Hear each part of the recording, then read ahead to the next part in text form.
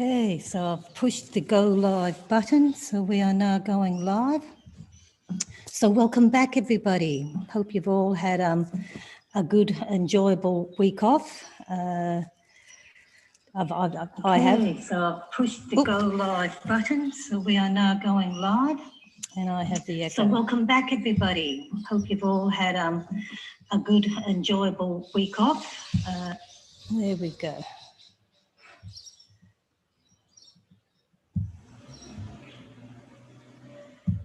There we go. Take two. I've just pushed the mute button on the live, so we don't get that echo that we got. Okay, so one thing I did do over my break was participated in Alliance for His Holiness the Dalai Lama's Global Summit. And this was a 5-day conference held via Zoom and had mainly Americans specialising in different fields. We had Thupten Jinpa. He was one of the non-Americans, and that's what I'm going to use. What I got from him. He gave a very inspiring talk on kindness and humanity, our shared humanity. So I'm going to be using that for my part of my motivation. And then I'm then going to return to the Bodhisattva's way of life and look at the patience of Dharma and the things we need to be certain about as far as being patient with the Dharma. We're spending a lot of time on being patient of experiencing suffering and the patience of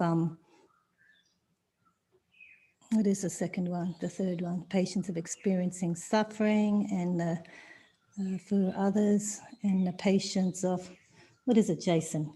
What's the third one? Come on, somebody knows it. I'm put on the spot like this. It should just flow off my tongue, shouldn't it?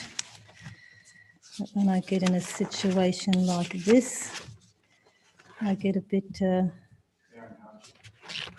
bearing hardship, the patience of experiencing suffering and bearing hardships. They're both the same though, aren't they? Anyway, if anybody else wants to quickly pop in and tell us. All right, you won't worry about it. I'm sure we'll be reminded this afternoon when Geshe-la comes and Katz. So, just bring our awareness back into the current space.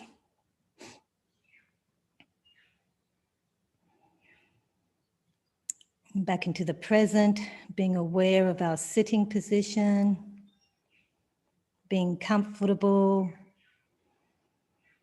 but also allowing our inner channels to be straight.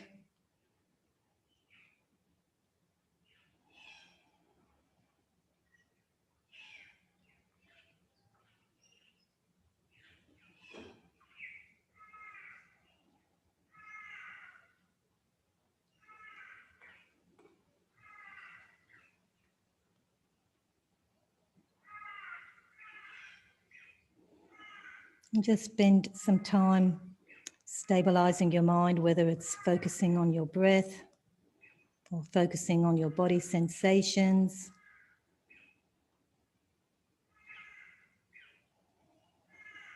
Or doing an Om.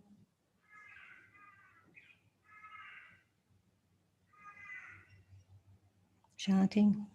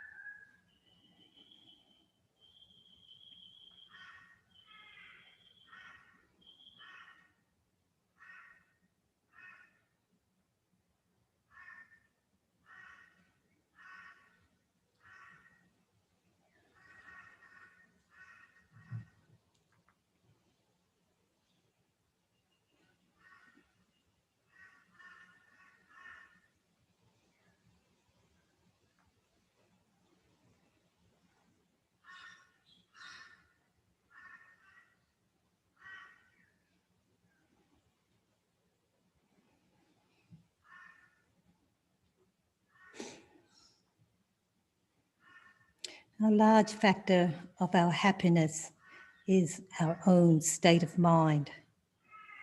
It's not how much we possess, how many friends we have, how popular we are. Our happiness is dependent on our own inner resources.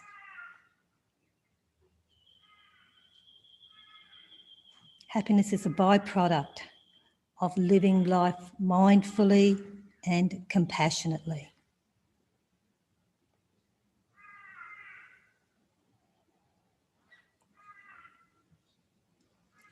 And it's like finding this human life and being here, practicing Buddhism.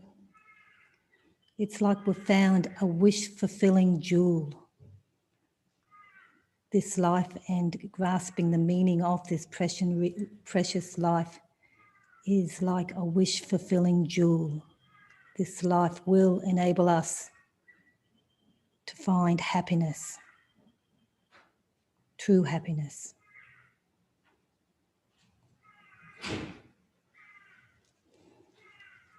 And we do this by practicing compassion and kindness. So I want you to think of a kind act that you've participated in, that you engaged in towards a family or towards friends or towards colleagues. And just to connect with that energy of behaving in a kind way.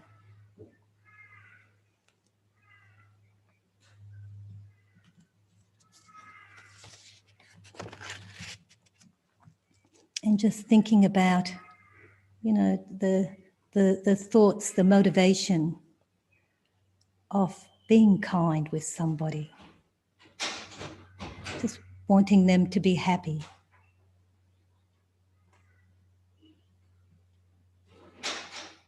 That this person wants to be happy just like me. And by practicing kindness towards them, helps to bring about their happiness. And ultimately my happiness too.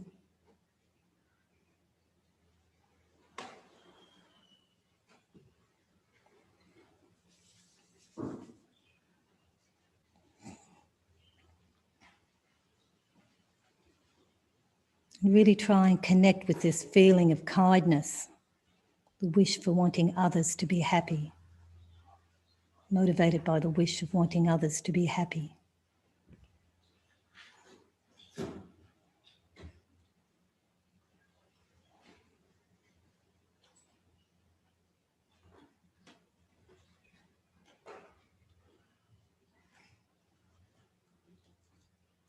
And that this desire of wanting others to be happy, sort of recognize how it's more than just a thought.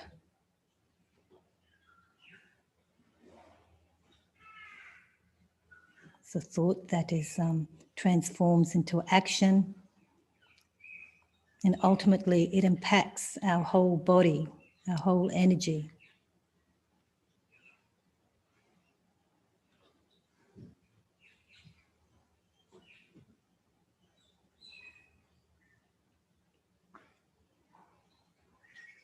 And see if we can extend that kindness to others, other family, friends, realizing that they just want happiness.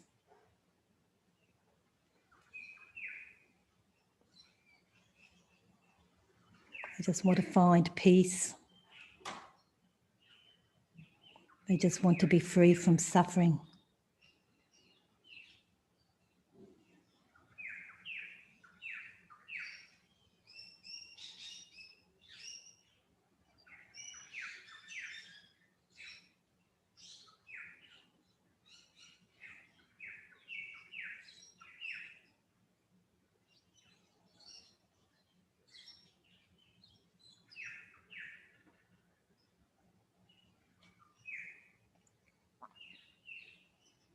generated to our community,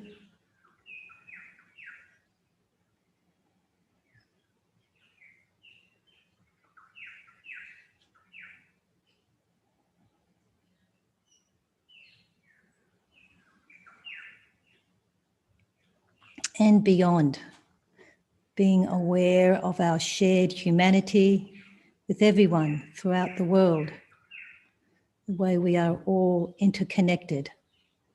And these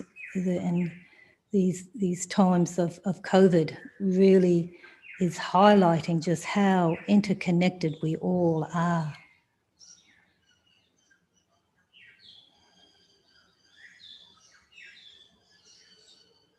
That if, in fact, it's a shame that this COVID isn't our sharing kindness and compassion with each other, rather than a deadly virus.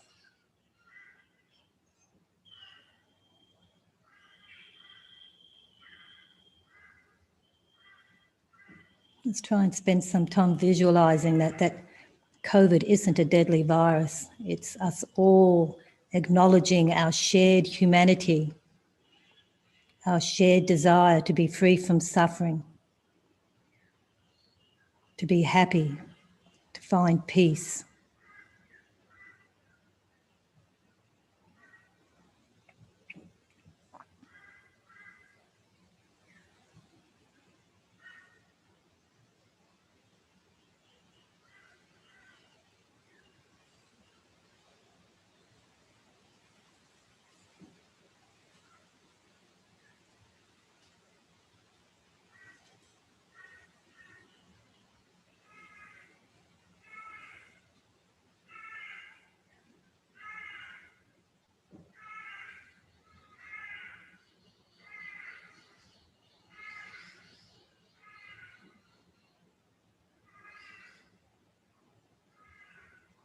And that instead of people dying, they start to practice Dharma seriously.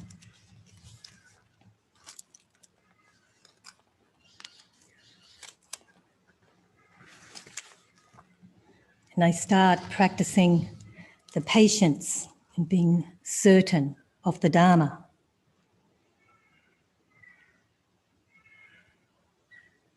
Being patient that Dharma is a way towards happiness, and not only towards our own personal happiness, but our capacity to help others. Our highest intention, that may all our actions be directed towards being able to be of benefit to others. It's like our teachers are saying all the time, by cherishing others, that is the source of our true happiness. And that's why we need to have patience in practicing Dharma.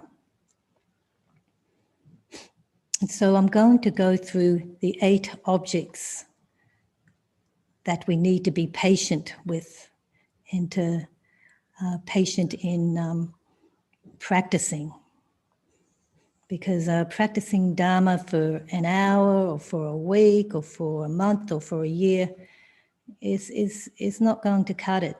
We need to practice Dharma for a whole life. I mean, we see, we get Tibetan Buddhist geshis who have been practicing Dharma for, since they were young boys. They became a monk when they were 9, or perhaps, 12, 13, and then they are geshis at 50, and that you can certainly tell they have a very profound practice. But they're not Buddhas yet, or maybe they are Buddhas, we don't really know. But the point that I'm making is that it is only through immersing ourselves in the Dharma can we expect big changes and lasting changes. Practicing, and the things that we need to be patient with is the object of faith, the 3 jewels. Just knowing that the the three jewels, the Buddha, the Dharma, and the Sangha. Having the patience with ourselves to always know that this is a true source of refuge. The Buddha, the Dharma, and the Sangha will protect us and guide us. We need to have patience of certitude, knowing that this is certain. And even it's patience without doubt. Sometimes we get doubt. And that's what we need to be patient with. That's the afflictive, that's the negative state of mind that's going to stop us from progressing. So the second object to be actualized is understanding the reality of the two selflessness, the selflessness of person and the selflessness of phenomena. This is a certitude of emptiness, lack of inherent existence, which is a very subtle point, very subtle Buddhist point, but a very profound Buddhist point. And it takes a long time to even get a conceptual understanding, just understanding this intellectually, let alone having a perceptual, a personal experience of this. And even then, you might get a glimpse of it. People who are well along the Dharma, they practice this certitude for hours. It's a very profound state of mind. And we need to have patience in developing this, knowing that it will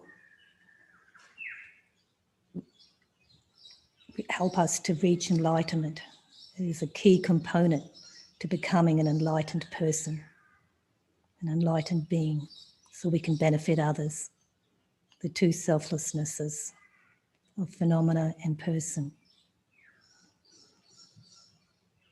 And the third one is being certain in what it is that we are aiming for, the powers of the Buddhas and the Bodhisattvas, which are the powers of the super knowledges, the power of the six perfections, and the power which is innate, which I suspect is our own Buddha nature, but I'll be checking that today. And the power of the super knowledges, I guess that's clairvoyance, which I have absolutely no experience of, but the power of the six perfections, that I do know, that of generosity, good ethics, moral ethics, patience. That's what we're practicing now at the moment. That's the third perfection. Joyous effort, concentration, and wisdom. We need to be certain that these six qualities will help us, is the foundation, a basic constructs, foundation of our practice. We need to have patience with ourselves in practicing these perfections. Sometimes we can do them easily, other times we can't. That's what we need the patience with. Accepting our foibles.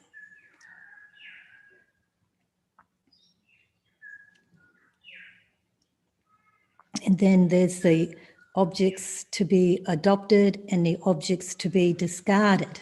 We need to be certain about this, that we need to engage in positive activities, such as the perfections, and avoid negative activities, such as the non-virtues, stealing, lying, gossiping. And, this is of body, speech and mind, negative activities of our body, speech and mind, and only engage in positive activities of body, speech and mind. Because of karma, cause and effect, cause and result, when we practice good activities, we collect merit and develop our own virtuous mind. When we practice negative activities, we're only strengthening the negative patterns, our afflictions that will continue to keep us circling in samsara. So we need to have certitude with this law, the law of cause and effect of karma. And we need to have patience with this too, because at times we are going to experience the effect of negative actions. This is why bad things happen to good people, because they have created the cause for this in the past, and it may not have been this life, past life.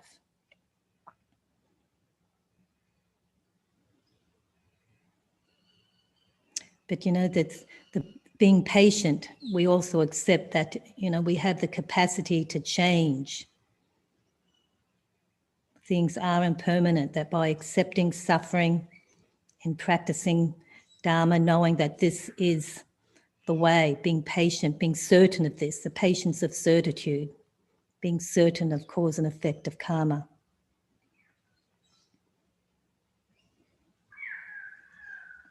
And the goal, then need to be certain about the goal, is enlightenment, developing an enlightened mind, like the Buddha, like His Holiness, like our teachers,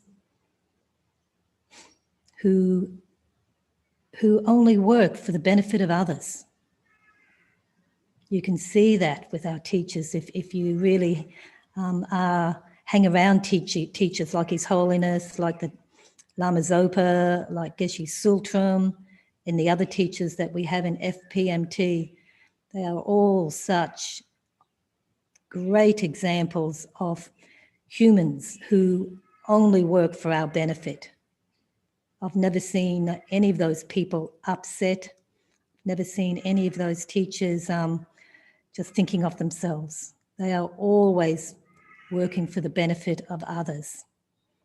This is ultimately what the enlightened mind is.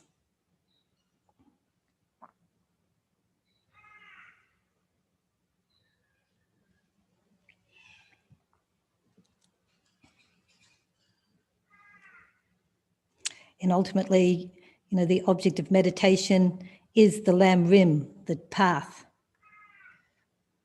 as taught by the Buddha, and that is recorded in the Dharma,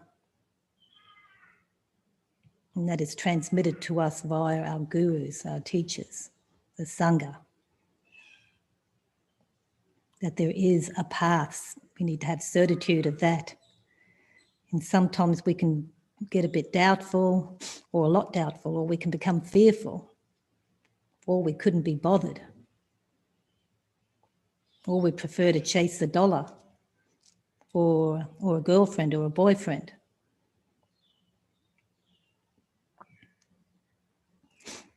This is what we need to have our redirect our energies, redirect our priorities, and practice patience with those extraneous thoughts that come into our mind, where we think that our happiness is found in those worldly type activities. No, they don't. Maybe short-term happiness, but long-term happiness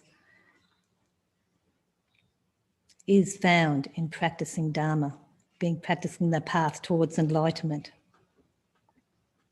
And the final one is the object that we need to study and reflect on again and again and again, and to be really patient with this one too, is impermanence, that things are always changing. And the 12 links, which is an explanation of karma, which if you can ever read a book or get teachings on this, it's a really profound topic, the 12 links, because it really does explain how karma works, how we go from life to life. But it's all underpinned by the concept of impermanence, that things are always changing. Nothing ever stays the same. I mean, at times somebody does something, or it might be, within our own personal circle, or it might be a politician or something, and we just get this strong sense of, oh my gosh, just how could they do something so terrible? When it's all based on causes and conditions. There is nothing inherently real about what they have done. The patience is about being able to view this as an apparition. It's there 1 minute, and in time it will gradually dissipate and go away and be something different. That things are impermanent. I mean, I think the way things are rapidly changing in our world at the moment really highlights this concept of impermanence. I mean, it's impermanence and causes, we have behaved so badly over the last 100 years. Capitalism may have started from a good place, but I think it ultimately is based on exploiting others. That you use others for your own happiness, for your own money, for your own well-being, and it really is getting to its use-by date, or it's past its use-by date. And now we're destroying the world, destroying animals.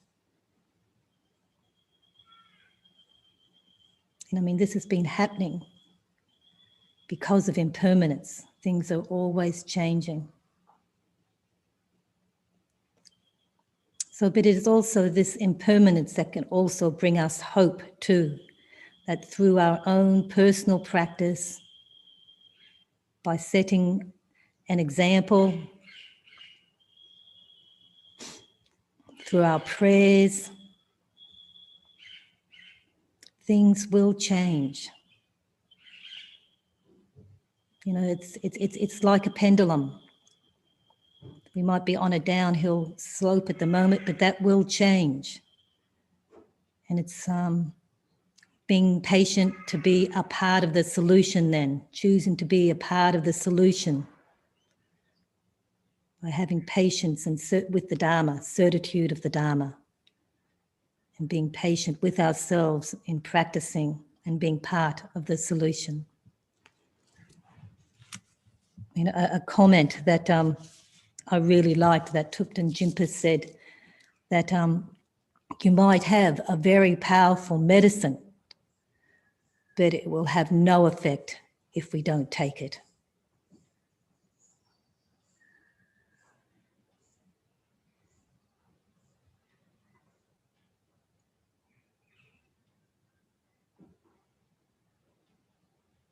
So just make your own personal dedication there. And always making the effort to practice loving kindness towards others. Knowing that this is the path to your own happiness and the happiness of others.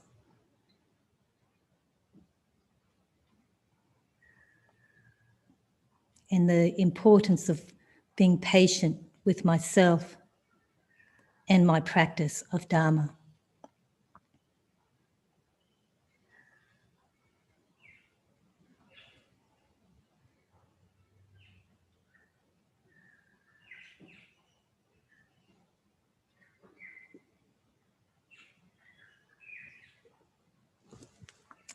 May the supreme jewel of bodhicitta that has not arisen arise and grow, and may that which has arisen not diminish but increase more and more.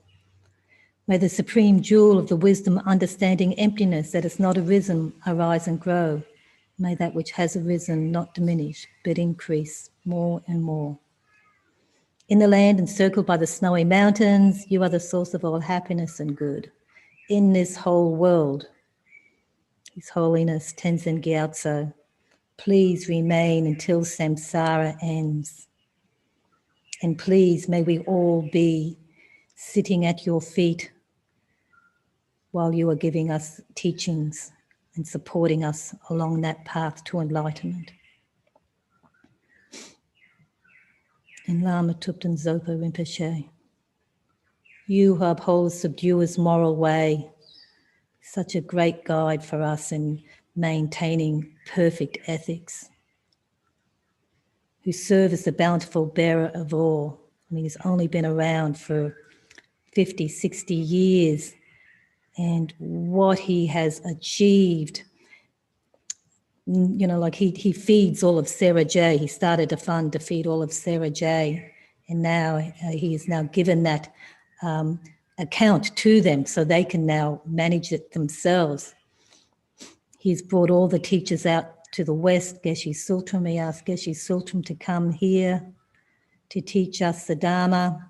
He's forever instructing us on ways to create merit, ways to think. He scolds us when we aren't doing the right thing, make sure we get back on track. He is so kind, so kind, so kind. Please, please remain until samsara ends.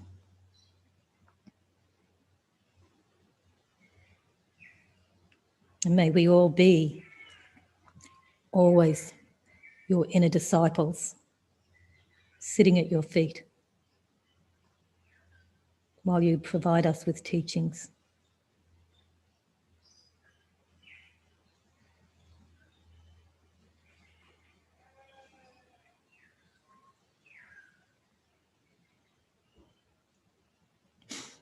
Okay, sorry for going over a little bit. And hang around. Geshe Sultram is soon on his way.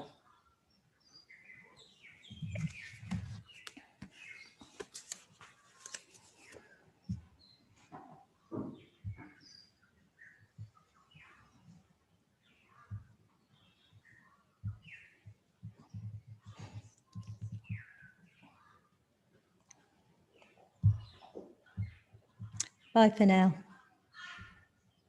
And thanks for your